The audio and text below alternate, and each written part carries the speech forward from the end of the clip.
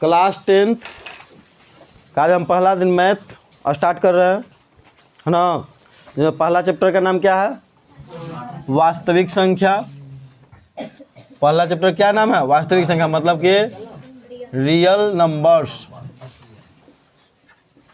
शांत रहो, हल्ला मत। Real numbers. तो सबसे पहले संख्या के बारे में हम जानेंगे कि संख्या क्या है, संख्या कौन कौन है, ये सब के बारे में जानेंगे। और संख्या से संबंधित हम इसमें जानेंगे क्योंकि वास्तविक संख्या हमको पढ़ना ही है। ये सब का उपयोग माध्य माध्यिका बहुलक में भी पढ़ने में होगा, लेकिन सबसे पहले हम वास्तविक संख्या पढ़ेंगे। तो वास्तविक संख्या पढ़ने से पहले रियल नंबर मतलब कि वास्तविक संख्या में सबसे पहले संख्या के बारे में जानते हैं। तो संख्या क्या है ना। तो गणित जो विषय है उसमें संख्या का महत्व बहुत ही अधिक है, क्योंकि संख्या के बिना गणित संभव नहीं है। तो हम संख्या में सबसे पहले चलते, जो संख्या सबसे पहला बनाया गया था, क्योंकि यह तो भगवान का देन नहीं है, ये तो कोई व्यक्ति ही बनाया है, संख्या कृत्रिम है।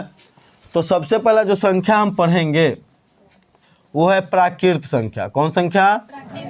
प्राकृत संख्या या प्राकृत संख्या। प्राकृत संख्या किसे कहते हैं? तो गिनती की सभी संख्याओं को प्राकृत संख्या कहते हैं। तो उन्हें चुपचाप रहना। गिनती की सभी संख्याओं को प्राकृत संख्या कहते हैं। हम जानते हैं, तुम लोग जानता है, लेकिन चुप रहेंगे। गिनती की सभी संख्याओं को क्या कहते हैं? प्राकृत संख्या कहते हैं। गिनती की सभी संख्या, गिनती कहाँ से स्टार्ट होगा? ये मैं कहते हैं बच्चा गिनने के लिए। तो जब भी गिनती स्टार्ट करें एक से, 1 2 3 4 5, न कि 0 से। जब भी गिनती स्टार्ट होता है तो 1 से न जी, चाहे तो कोई चीज़ की गिनती हो। तो गिनती की जो सभी संख्या वो प्राकृत संख्या कहलाती है। गिनती की सभी संख्या क्या है? तो गिनती की सभी संख्या जो होगा 1 से आरंभ होगा।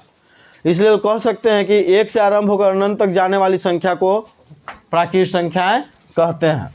तो इसमें अगर जैसे की बात आ जाए तो जैसे हो जाएगा 1 2 3 4 5 6 7 8 9 10, एकदम डॉट डॉट डॉट अनंत तक लिखते जाओ, है ना।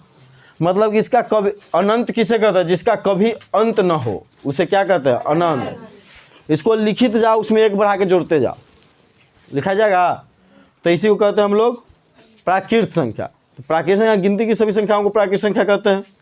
जो स्टार्ट होता है 1 2 3 4, माने कि 1 से आरंभ होकर अनंत तक जाने वाली संख्या को क्या कहते हैं? प्राकृत संख्या कहते हैं। दूसरी बात, प्राकृत संख्या पूर्ण संख्या बना, मतलब कि पहले शून्य का आविष्कार नहीं हुआ था, शून्य का खोज नहीं हुआ था। तो जब शून्य का आविष्कार हुआ तो प्राकृत संख्या में केवल 0 को सम्मिलित कर दिया गया और बना दिया गया पूर्ण संख्या। तो पूर्ण संख्या किसे कहते हैं? एकदम आराम से सीख सकते हैं कि शून्य से आरंभ होकर जाने वाली, शून्य से आरंभ होकर अनंत तक ना, अनंत तक जाने वाली संख्या को क्या कहते हैं? पूर्ण संख्या कहते हैं।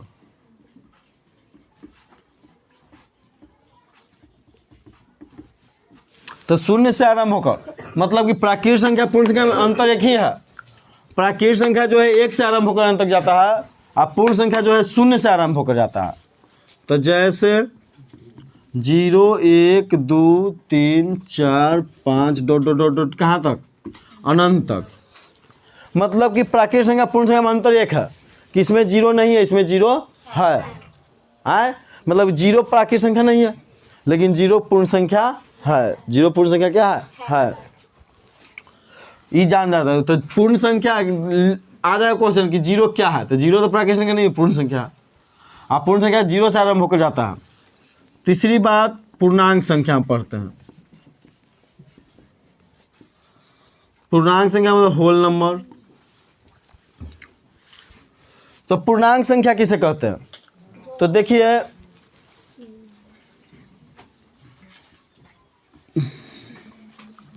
पॉजिटिव, निगेटिव एवं शून्य को क्या कह सकते हैं?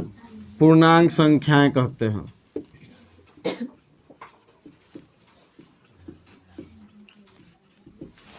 क्या कहते हैं कि पॉजिटिव माने कि धनात्मक, निगेटिव मतलब कि ऋणात्मक, एवं शून्य, शून्य क्या है? ना तो पॉजिटिव है नहीं निगेटिव है, शून्य ना तो पॉजिटिव है नहीं निगेटिव है, तो शून्य को पूर्णांक संख्याएं कहते हैं।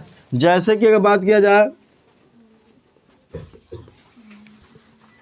जैसे मान लीजिए कि अनंत से लेके -5, -4, -5, -4, -3, -2, -1, 0 और 0 के बाद 1 2 3 4 5 डॉट डॉट डॉट डॉट अनंत ले। इस सब में कौन संख्या हो गया? ये हो गया पूर्णांक संख्या। कौन संख्या हुआ? पूर्णांक संख्या। क्योंकि पूर्णांक संख्या में जितने भी पॉजिटिव हैं वो सभ्य आएगा, तो इस सब पॉजिटिव आ गया अनंत तक। जितने भी निगेटिव है वो सभ्य आएगा, ये सब निगेटिव आ गया। और शून्य भी होगा तो शून्य भी हो गया, तो इसे पूर्णांक संख्याएं कहें। अगला हम पढ़ते हैं सम संख्या। तो सम संख्याएं या सम संख्या किसे कहते हैं? तो सम संख्या किसे कहते हैं? वैसी प्राकृत संख्या जो 2 से पूर्णतः विभाजित हो। वैसी प्राकृत संख्या जो 2 से पूर्णतः विभाजित हो उसे क्या कहते हैं? सम संख्या कहते हैं। तो सम संख्या किसे कहते हैं? तो वैसी प्राकृत संख्या जो 2 से पूर्णतः विभाजित हो। 2 से जेका में भाग लगेगा उसे सम संख्या कहेंगे। जैसे 2, 4, 6, 8, 10, 12, 14 इत्यादि जितने भी संख्या हैं ये सब 2 से विभाजित है। 2 से भाग देंगे तो एक बार में कटेगा, 2 बार में, 3 बार में, है ना, कटेगा ना। तो ये सब 2 से पूर्णतः विभाजित है। अब 0 आता है कि 0 कौन संख्या? 0 सम संख्या की विषम संख्या। तो 0 तो ऐसे हम बताए हैं कि 0 न तो सम संख्या है और न ही विषम संख्या है। लेकिन इस बार टैलेंट में वो क्वेश्चन था कि 0 संख्या है और उसका आंसर वहाँ दिया गया था सम संख्या है। लेकिन हमारा समझ से वो सम संख्या नहीं है, क्योंकि जब भी बात कोई करता है कि प्रथम 5 सम संख्या का माध्य ज्ञात करें, तो प्रथम सम संख्या लेते हैं 2, 0 लेते हैं नहीं। इसलिए हम कह सकते 0 न तो सम है नहीं विषम। याद रखना, 0 न तो सम है नहीं विषम। यहाँ नोट में हम लिख सकते हैं 0 मतलब कि शून्य न तो क्या है? सम है और न ही विषम है। एक बार नोट में जान जाते हैं, 0 न तो धनात्मक है और न ही ऋणात्मक। समझ में आया ना? तो यहाँ तक हम जाने सम संख्या, पूर्णांक संख्या, पूर्ण संख्या, प्राकृत संख्या, सब समझने में कोई दिक्कत किसी को नहीं? तो इतना तक उतार सकते हैं। 5वां हो गया कौन? विषम संख्या। विषम संख्या किसे कहता है? तो सम संख्या का जस्ट उल्टा। सम संख्या क्या था? कि वैसी प्राकृत संख्या जो 2 से पूर्णतः विभाजित हो। लेकिन इसमें होगा क्या चीज विषम संख्या में? कि वैसी प्राकृत संख्या जो 2 से पूर्णतः विभाजित न हो उसे विषम संख्याएं कहते हैं। ये हम जान सकते हैं कि वैसी प्राकृत संख्या जो 2 से पूर्णतः शांत बनाए, मारे लोगों समझ में आ जाएगा सबके। वैसी प्राकृत संख्या जो 2 से पूर्णतः विभाजित न हो उसे विषम संख्या कहते हैं।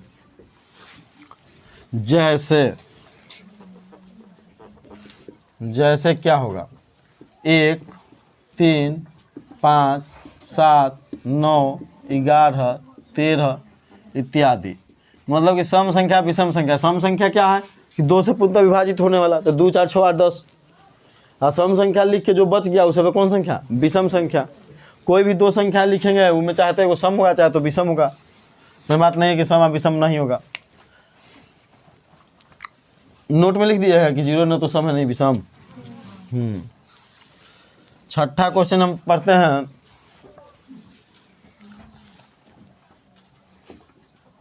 भाज्य संख्या, इसी को यौगिक संख्या भी कहते हैं। भाज्य संख्या को ही क्या कहते हैं? यौगिक संख्या। तो एक से बड़ी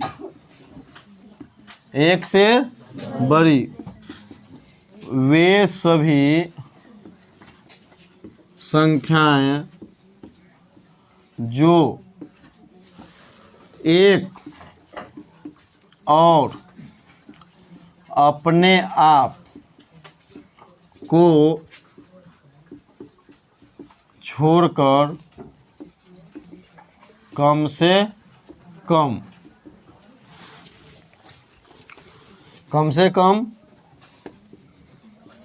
एक और संख्या से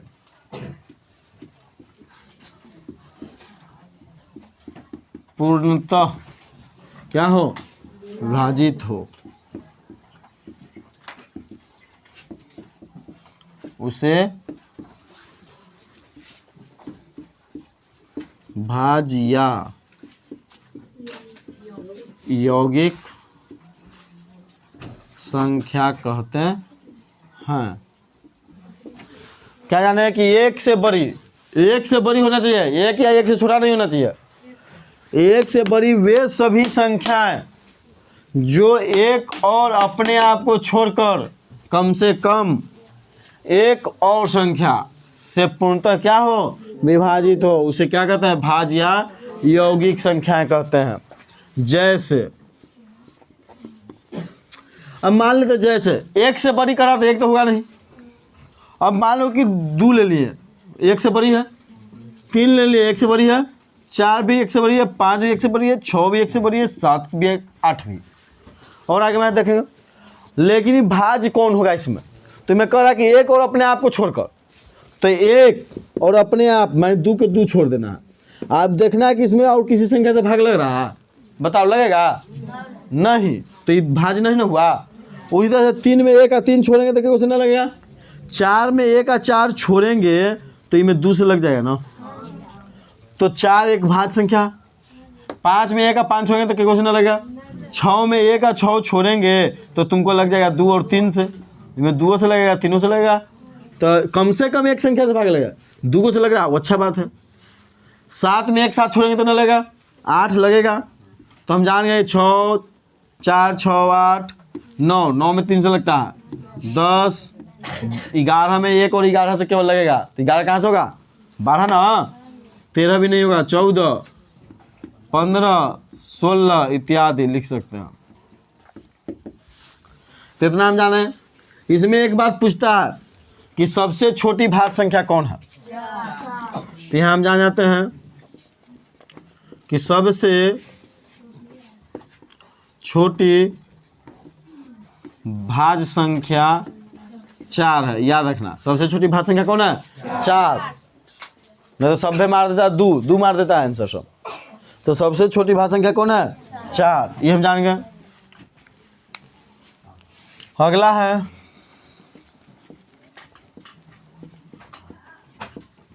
अभाज्य संख्या, जिसे रूट संख्या भी कहते हैं। तो इसे कैसे कहेंगे? तो बस वही होता है कि एक से बड़ी वे सभी संख्याएं जो एक और अपने आप को छोड़कर, क्या लिखवाएं, एक से बड़ी वे सभी संख्या है जो एक और अपने आप को छोड़कर किसी दूसरे संख्या से पूर्णतः विभाजित न हो, पूर्णतः विभाजित न हो। माने एक से बड़ी वे सभी संख्याएं जो एक और अपने आप को छोड़कर किसी दूसरे संख्या से पूर्णतः विभाजित न हो उसे अभाज्य संख्या कहते हैं, या इसी को रूढ़ संख्या भी कहेंगे, या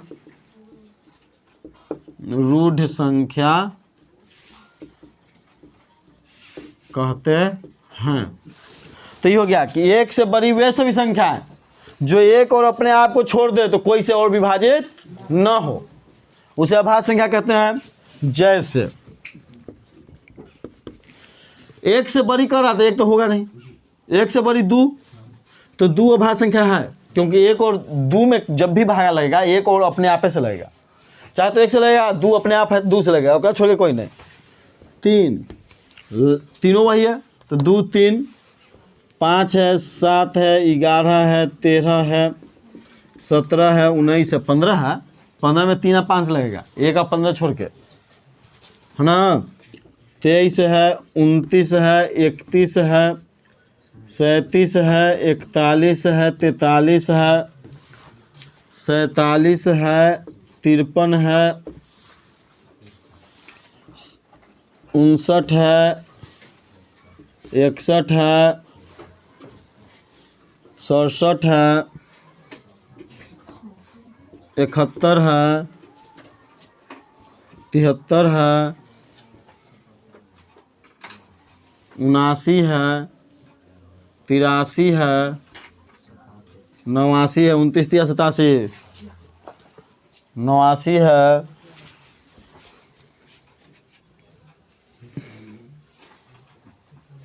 97 है। देखो तो क्या हुआ, 25 को हुआ, 1 2 3 4 5 6 7 8 9 10 11 12 13 14 15 16 17 18 19 20 21 22 23 24 आ 1 25। यह पार्टी लिख देते है ना, लोक रहा नहीं। हाँ वीडियो में लोक रहा है, यहाँ हो कि ना, कहाँ तक 89 लोक रहा। अच्छा यहाँ छोड़ दो, 83 है, 89 है, 97 है, इसमें लोग रहा ना। देखो ये हम 97, फिर हम चल जाएंगे तो 100 के बाद आएगा। हम यहाँ तक क्यों लिखें, क्योंकि यहाँ से क्वेश्चन पूछता है। सबसे पहले यहाँ जाना, कोई पूछेगा कि सबसे छोटी अभाज्य संख्या कौन है, तो सबसे छोटी अभाज्य संख्या 2। पूछ देगा कि 1 से 100 तक के बीच में कितने अभाज्य संख्या है, तो 25 आए 25। पूछ देगा कि 1 से 50 तक में कितने अभाज्य संख्या है, 15। गिन लो, 1 2 3 4 5 6 7 8 9 10 11 12 13 14 15, 50 तक बीच में, तो 50 की बात ना हो गया, 15। तो ये सब हम जानते हैं। तो हम यहाँ स्टार में आके लिख सकते हैं कि सबसे छोटी अभाज्य संख्या 2 है।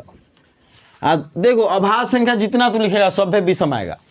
एक वो भाज्य सम है, वो कौन है, 2।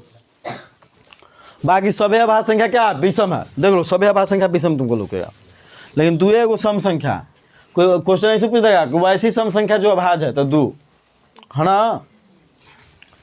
ये में और पढ़ सकते हैं, दिखाई दे रहा हो यहाँ नीचे, 1 से 100 तक, 1 से 100 तक के बीच 25 अभाज्य संख्या है। 1 से 100 तक के बीच 25 अभाज्य संख्या है ना। वही अगर हम स्टामा के लिख सकते हैं कि 1 से 50 तक के बीच कितने हैं, 15 अभाज्य संख्या है। यही कोई पूछ दिया है कि 50 से 100 के बीच में क्या है, तो 10 को 15 10 25। एक के बारे में बता देते हैं कि एक न तो भाज्य है, एक न तो भाज्य है और न ही अभाज्य। शून्य भी वही होगा, शून्य न तो भाज्य है और न ही अभाज्य हो गया। शून्य में तो सभ्य से भाग लग जाए, कट के जीरो आवा है तो कैसे ना होते, लेकिन 1 से बड़ी होना चाहिए। तो शून्य 1 से बड़ी नहीं ना। सहभाज्य संख्या, तो सहभाज्य संख्या किसे कहते हैं, तो संख्याओं का वैसा युग्म जिसका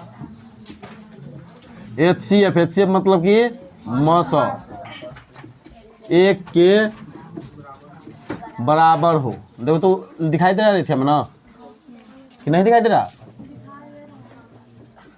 दिखाई दे रहे थे ना। संख्याओं का वैसा युग्म जिसका HCF 1 के बराबर हो। HCF माने कि मस निकालेंगे तो 1 के बराबर हो, उसे है पर नहीं दिखाई देता या ना, उसे सहभाज्य संख्या कहते हैं। तो सहभाज्य संख्या क्या पर है कि संख्याओं का वैसा युग्म माने कि समूह जिसका HCF 1 के बराबर हो उसे सहभाज्य संख्या कहेंगे। जैसे हाँ जैसे क्या है, जैसे 2 और 3, 2 और 3 का मौसा निकालेंगे तो एक आता है 4 9 कुछ भी 6 7 3, तीनों को हो सकता है। ये तीनों का मौसा निकालेंगे तो एक आएगा ना, तो इत्यादि। ये सब हो गया सहभाज्य। सहभाज्य संख्या जो होती है आपस में कटती नहीं है। 2 3 आपस में नहीं कटेगा, 4 9 आपस में नहीं कटेगा, 6 7 3 आपस में नहीं कटेगा, उसे सहभाज्य संख्या कहते हैं। अगला 9 में हमको क्या पढ़ना है, परिमेय संख्या। कौन संख्या, तो परिमेय संख्या। तो परिमेय संख्या किसे कहते हैं, तो लिखेंगे वैसी संख्या जो P बटा Q के रूप का हो। वैसी संख्या जो P बटा Q के रूप का हो या जिसे P बटा Q के रूप में लिखा जा सके, उसे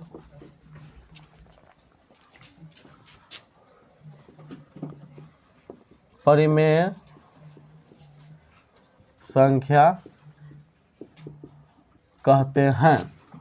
जहां PQ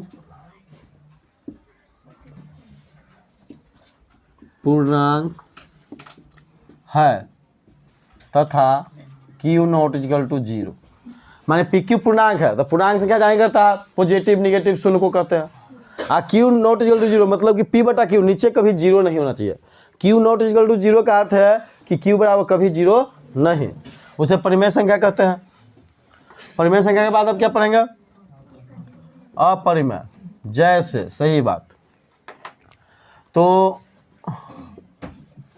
जैसे क्या हो गया, 2 हो गया, 3 हो गया, 4 बटा 5 हो गया, 6 बटा 9 हो गया, माइनस 3 बटा 2 हो गया, रूट अंडर 4 हो गया, रूट अंडर 16 बटा 9 हो गया, 22 बटा 7 हो गया, 3 बटा 2 हो गया इत्यादि। याद रखना परिमेय संख्या सभ्य संख्या ही परिमेय संख्या, अगर रूट के अंदर रहे उसका पूरा वर्गमूल निकले। मानिए कि अगर रूट से बाहर है तो परिमेय है ये है, लेकिन रूट के अंदर वाला भी परिमेय होता है, लेकिन उसका पूरा वर्गमूल निकलना चाहिए। जैसे रूट अंडर 4 है तो 4 का वर्गमूल 2 होता है। रूट अंडर 16/9 है तो 16 का वर्गमूल 4 है, 9 का वर्गमूल 3 होता है, इसलिए ये सब परिमेय है। अब 10वां अपरिमेय संख्या। अपरिमेय संख्या किसे कहते हैं? तो वैसी संख्या जो P/Q के रूप का न हो, या जिसे P/Q के रूप में न लिखा जा सके,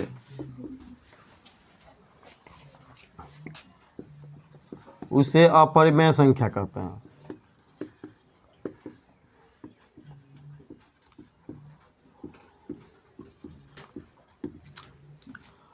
जहां वही होगा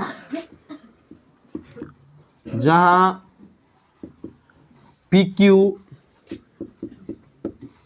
पूर्णांक है तथा Q नॉट इक्वल टू 0। जैसे देखो अपरिमेय संख्या के बारे में जान लो। अपरिमेय संख्या जब भी रहेगा रूट के अंदर रहेगा, अब उसका पूरा वर्गमूल नहीं निकलेगा, है ना, तो वो अपरिमेय होगा। रूट के बाहर एक अपरिमेय संख्या हुआ पाई, बाकी सब है रूट के अंदर। जैसे रूट अंडर 2 तो 2 का पूरा वर्गमूल नहीं, रूट अंडर 3, रूट अंडर 9/7, तो देखो 9 का तो निकलेगा लेकिन 7 का नहीं निकलेगा। रूट अंडर 3 + 2, रूट अंडर 3 - 4, 2√2, 3/√5 इत्यादि।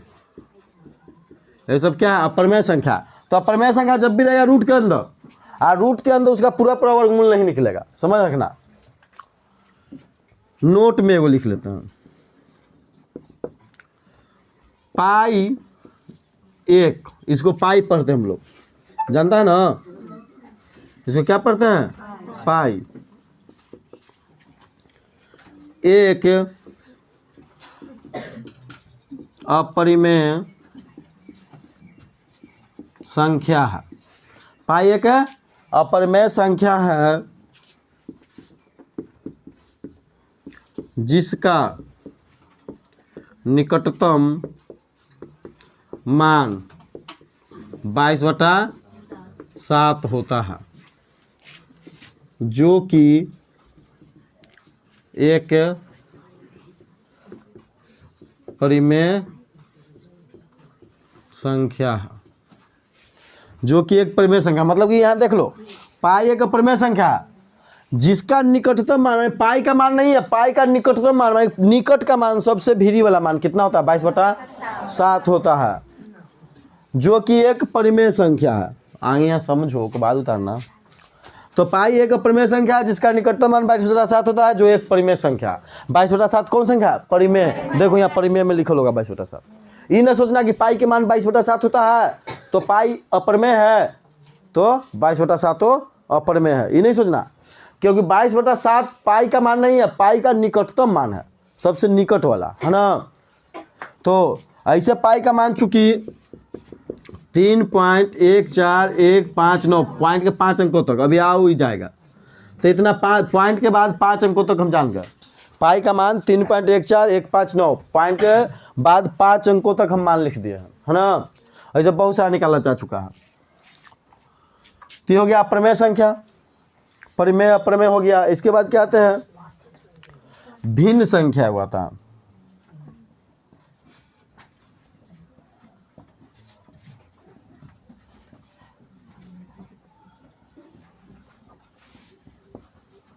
भिन्न संख्या,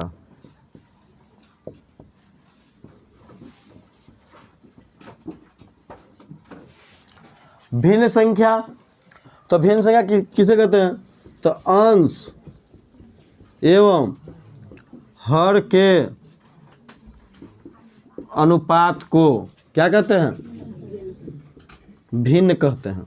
भिन्न के जो पढ़ा है ना जी, तो अंश एवं हर के अनुपात को भिन्न कहते हैं, अर्थात भिन्न बराबर अंश बटा हर होता है। वास्तविक संख्या किसे कहते हैं, है ना? तो वास्तविक संख्या किसे कहते हैं? तो परिमेय एवं अपरिमेय संख्या के समुच्चय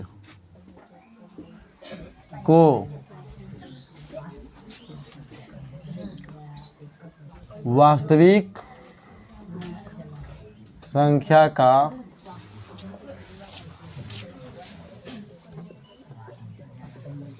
समुच्चय कहते हैं। जैसे समुच्चय को कोष्ठ में लिखते हैं, मंझली कोष्ठ में √3 2/3 4 √5 -3/2 माइनस √3 + 2 √3/2 हो गया। देखो इसमें क्या है, परिमेय परिमेय दोनों ना है। 2/3 4 -3/2 इसमें परिमेय है, ये तीनों। ये √3 है, √5 है, √3 + 2 माइनस में √3/2, ये सब क्या है? अपरिमेय है। अपरिमेय एगो आ गया तो सभ्य के साथ आएगा तो अपरिमेय बना देगा। अपरिमेय संख्या देखो आगे बताएं कि अपरिमेय संख्या जब भी रहेगा रूट के अंदर रहेगा, तो रूट के अंदर वे सभी संख्याएं अपरिमेय कहलाएगी जिसका पूरा पूरा वर्गमूल नहीं निकलता हो। मैं रूटों के अंदर होना चाहिए पूरा पूरा वर्गमूल नहीं, अगर पूरा पूरा वर्गमूल निकल गया तो हो जाएगा परिमेय, है ना? तो अपरिमेय क्या क्या हो सकता है? तो √2 अपरिमेय हो सकता है, 3 + √2 अपरिमेय है क्योंकि इसमें अपरिमेय आ गया, ये परिमेय है तो पूरा मिला के अपरिमेय हो गया। 3 - √2 तो ये भी अपरिमेय हो गया। √3/2 या 2/√3 ये सब अपरिमेय है। गुना में भागा में आगे कुछ हो, एगो अपरिमेय आ गया तो पूरा के क्या कर देगा? अपरिमेय, है ना? अपरिमेय अपरिमेय साथ में तो पूरा अपरिमेय हो जाएगा। तो ये सभी संख्या अपरिमेय है। इसके साथ एगो पाइयो क्या है? अपरिमेय है।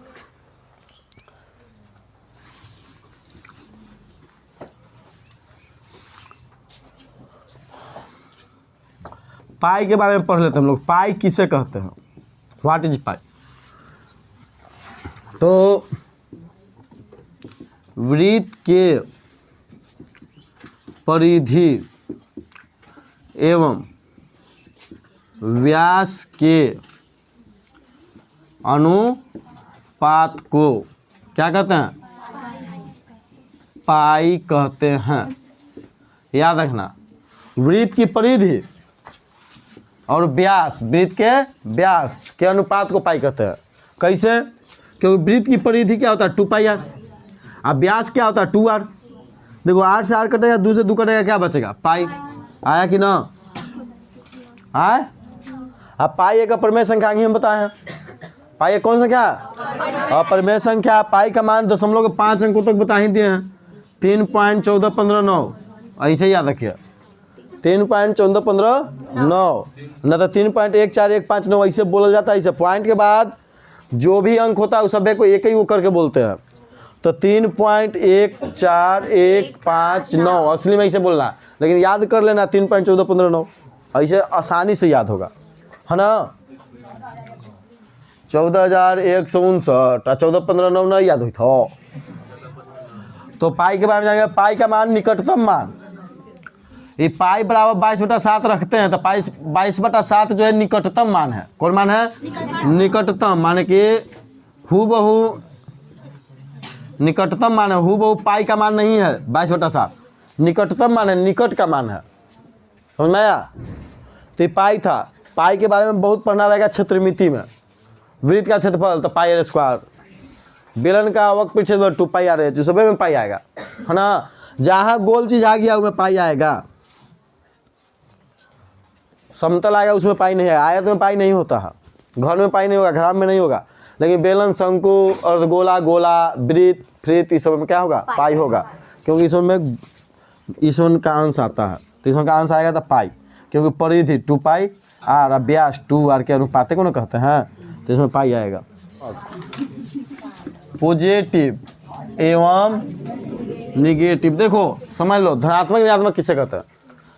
तो एक संख्या रेखा पर होगा 5वां 6वां कुछ में, तो एक संख्या रेखा होता है, तो संख्या रेखा पर यहाँ होता है 0 होता है, तो संख्या रेखा पर 0 के दाईं ओर पॉजिटिव संख्या होती है इधर, और संख्या रेखा पर 0 के बाईं ओर कौन संख्या होती है? निगेटिव। कोई भी धनात्मक संख्या किसे कहते हैं? तो संख्या रेखा पर 0 के दाईं ओर सभी संख्याएं धनात्मक कहलाती है, और संख्या रेखा पर 0 के बाईं ओर सभी संख्याएं ऋणात्मक कहलाती है। 0 न तो धनात्मक है नहीं ऋणात्मक, माने 0 वह बिंदु है जो संख्या रेखा पर पॉजिटिव और निगेटिव मतलब धनात्मक एवं ऋणात्मक को विभाजित करता है, अलग अलग करता है, बांटता है कि ये पार्टी हो गया पॉजिटिव है, ये पार्टी हो गया निगेटिव। समझ में आया ना? तो लिखो सकते हैं धनात्मक संख्या किसे कहते हैं? तो लिखेंगे संख्या रेखा पर 0 के दाईं ओर की सभी संख्याएं धनात्मक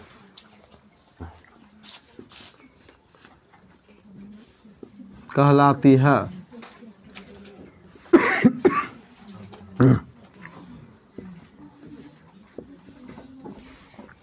और ऋणात्मक संख्याएं किसे कहते हैं? तो संख्या रेखा पर 0 के बाईं ओर की सभी संख्याएं